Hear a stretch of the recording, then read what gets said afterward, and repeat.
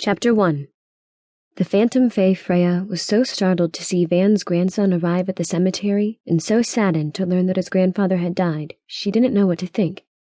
Van hadn't been able to remove the curse the phantom fae Queen Everly had commanded that Zane, an up-and-coming mage, cast on her.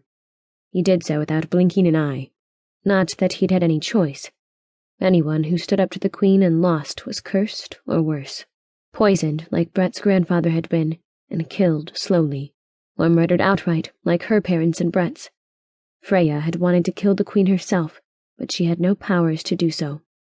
Freya was cursed to be a raven for most of her days, a fae for brief moments in time, missing her parents, hating the Queen and the mage for what they had done, wishing someone could help her. Until she saw a ray of hope in Brett, if he could live through the mage trials. How could he? He hadn't trained but all this week, trying to cram all that knowledge into his mind. He was preparing to meet the trials head-on, knowing that failing to master even one spell would mean his certain death. Could he help her? If he did manage to survive and take his grandfather's place as the Queen's royal mage? It was an honor Zane sorely wanted, and thought he'd get until the new phantom fae mage showed up in their lands. Brett was an odd sort of phantom fae, having been raised by humans, so he had strange mannerisms and a peculiar way of saying things sometimes. She'd been touched by the sweet sentiments he'd spoken over his grandfather's grave. He'd been upset with the men for not burying Van in a coffin, even though the fae didn't bury their dead in such a manner. But despite Brett having only met his grandfather when he was on his deathbed, Brett had wanted what he felt was the honorable way to bury him. Brett seemed to genuinely care about him. If Brett survived the trials, would he become the royal mage and then not help her? What if he had all that power and didn't want to give it up? Besides, aiding Freya could mean his death. She watched him now as he stood before his grandfather's grave, the raven sitting on top of the headstones listening. Just like she was, too, fascinated with him.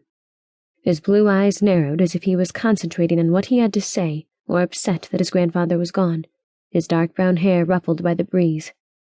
She still couldn't believe that the dragon fae Ina had bestowed upon him such magnificent jeweled daggers and a sword. She must have prized him highly to give him such treasures. The notion made Freya a little sad to think she had nothing to give him should he wish to aid her, when it would mean he would risk his own life. Grandfather, I wish I had gotten to know you, that you were here to tutor me. The trial starts tomorrow, and...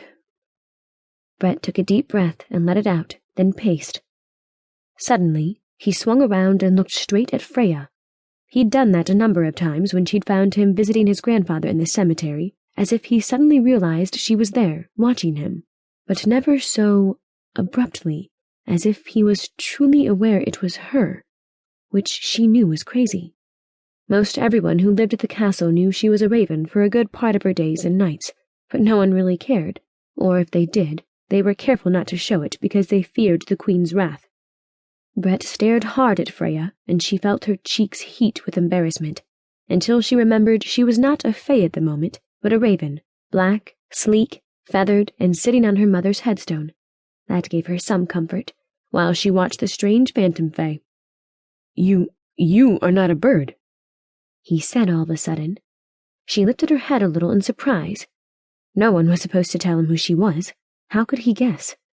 Then she figured he was being metaphoric or something, as was a mage's way, though he wasn't raised among their people, so he might not think in that manner. She tilted her head to the side, waiting for him to reveal something else that would indicate he really did know who she was.